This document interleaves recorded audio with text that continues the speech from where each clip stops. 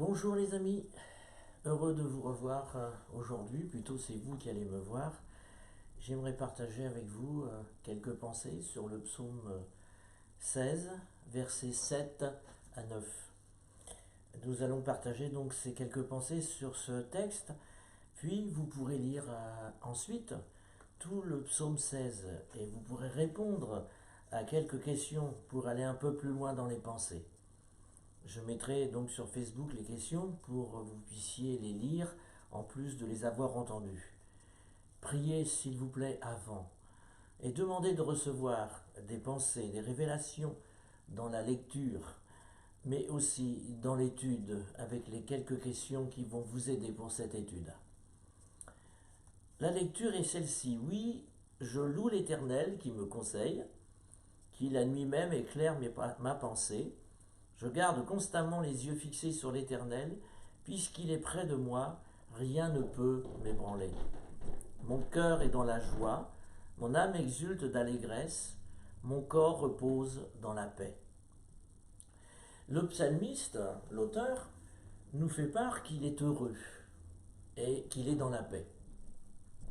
L'auteur est heureux d'appartenir à Dieu, il est heureux de s'approcher de lui, il est heureux que Dieu soit celui qui le conseille jour après jour et qui l'avertisse en parlant à sa conscience jour et nuit.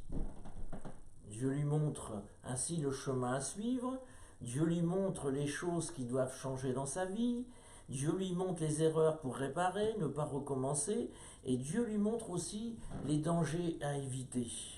Alors oui, il est heureux parce que il y a toutes ces choses que je viens de citer et qui permettent à celui qui a écrit ce psaume d'être heureux, d'être en paix, d'être en sécurité, parce que Dieu est avec lui, Dieu lui montre les choses, Dieu parle à sa conscience et Dieu parle à son cœur. Alors, posons-nous cette question. Pourquoi ce bonheur et pourquoi cette paix chez cet homme?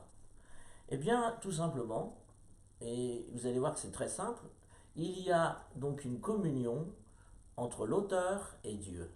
Cet homme est en communion avec Dieu. Ses regards sont fixés sur Dieu. Il n'est pas, même si on doit avoir un regard bien sûr non pas seulement vers Dieu mais aussi à l'horizontale, il faut bien que nous regardions autour de nous ce qui se passe, mais nous n'allons pas nous concentrer. Et cet homme, cet auteur, ce psalmiste, ne concentre pas ses regards sur l'horizontale, mais en priorité sur Dieu. Bien sûr, quand on regarde à l'horizontale, que voit-on? Nous voyons des problèmes. Nous voyons des maladies comme ce virus aujourd'hui, cette épidémie. Nous voyons le vécu de la société qui est morose, que François Mitterrand appelait en son temps la sinistrose. Nous voyons et nous entendons plutôt et nous voyons aussi à la télé des messages très anxiogènes qui mènent les gens vers l'angoisse, l'inquiétude. Et certains ainsi, à force de regarder d'une manière horizontale, voient tout en noir. Mais regardez, ou plutôt écoutez. Le psalmiste, celui qui a écrit ce psaume, lui jette ses regards vers le Seigneur. Il proclame ainsi les promesses et la vérité divine, les promesses de Dieu. Et donc il est en relation avec Dieu et il prie jour après jour, ses regards sont fixés vers le Seigneur. Il n'est pas ébranlé, il est en paix, puisqu'il dit, puisqu'il est près de moi, rien ne peut m'ébranler. Une autre version dit, quand il est à ma droite, je ne suis pas ébranlé. Il y a un accusateur pour nous ébranler qui s'appelle le diable. Il va remettre en question notre salut et il ne se privera pas pour nous susurrer ces choses. Il va rappeler les péchés passés. Il va mettre en évidence nos erreurs, nos faiblesses et les pointer du doigt. Et il le fait, et il sait bien faire d'ailleurs, en attaquant nos pensées, jour après jour. Et parfois même, il utilise la bouche des autres, même parfois des chrétiens. Les gens ne s'en rendent pas compte. Souvenez-vous de l'apôtre Pierre qui a dit à Jésus, à Dieu ne plaise, cela ne t'arrivera pas. Et qu'a répondu Jésus? Arrière de moi Satan, puisque là, c'était les pensées de Satan qui avaient influencé l'apôtre Pierre. Le Satan va pointer du doigt pour faire mal et pour nous écraser. La Bible dit qu'il faut lui résister avec une foi ferme, c'est-à-dire une foi établie, sûre, certaine, sur la parole de Dieu et sur ses promesses. Confessons et répétons et proclamons au diable que nous avons le salut et qu'il ne peut remettre en question ce salut. Confessons que nous sommes justifiés, revêtus donc de la cuirasse de la justice. Proclamons que nous avons la vérité pour ceinture. Proclamons que nous avons les chaussures du zèle. Oui, nous devons être animés du zèle que donne l'évangile de paix. Parce que comment marcher sans chaussures? On ne peut pas effectivement faire une marche correcte et on va vite s'arrêter, on va faire du surplace. Et il en est de même, si on n'a pas le zèle que donne l'évangile, comment peut-on avancer avec le Seigneur? Et puis il nous faut cette foi pour éteindre aussi les traits enflammés du malin, c'est-à-dire ces attaques sournoises qui veulent nous consumer à l'intérieur.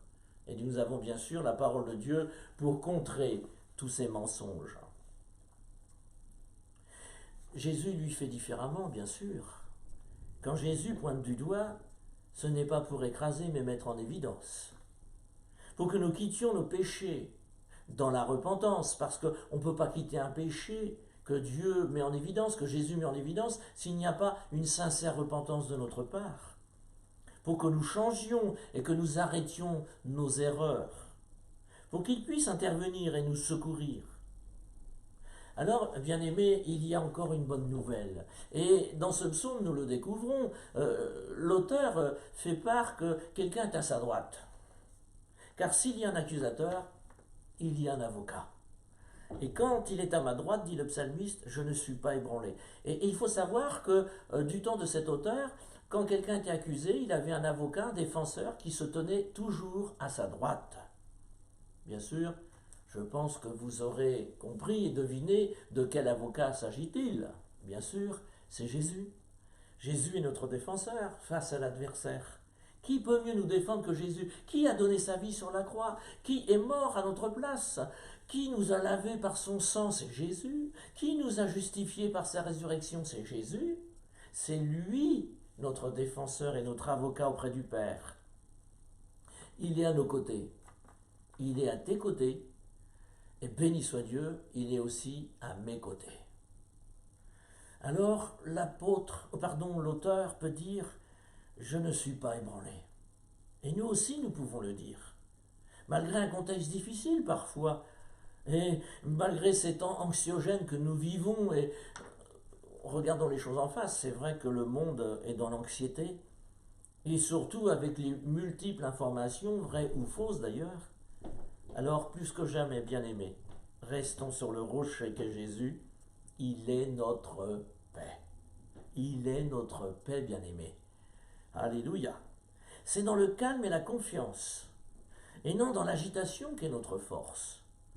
Alors prions, méditons, laissons le Saint-Esprit agir dans nos cœurs. Je voudrais conclure le temps de confinement, bien-aimés, chers amis, est un temps de préparation pour le futur défi. Pourquoi? Pourquoi? Parce qu'il va y avoir, après ce confinement, certainement une détresse sociale. Serons-nous prêts?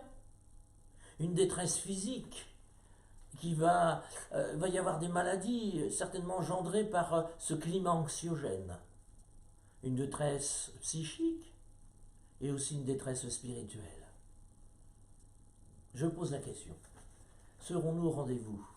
Serons-nous prêts pour exercer la miséricorde plus qu'aujourd'hui nous la pratiquons? Il nous faut pour ça, bien-aimés et amis, il nous faut pour cela un cœur rempli de compassion. Profitons de ce temps pour laisser donc le Seigneur agir dans nos cœurs, car après le confinement, il faudra être prêt à accueillir, à aider, secourir, comme Jésus l'a fait lorsqu'il était sur terre, et comme il le fait encore alors qu'il est au ciel, puisque quand un malheureux crie, Dieu l'entend et le sauve de toutes ses détresses. Soyons au rendez-vous, bien-aimés, chers amis, après ce confinement. Serons-nous prêts? Mais soyons au rendez-vous. Alors je vous invite, comme je l'ai dit, à relire ces versets, mais plus à lire le psaume 16. Vous devrez, et si vous le voulez bien, répondre à ces quelques questions et méditer plus. Ce sont que des repères, ces questions. Qui a écrit ce psaume? Quelle comparaison fait-il avec les autres? Quelle espérance a-t-il? Où puise-t-il sa joie et son espérance, cet auteur? Quelles sont les conditions pour qu'il reste dans la joie et la paix? Amen. Bonne méditation, faites-vous du bien et surtout, comme je disais au début, priez pour que Dieu vous conduise. Amen.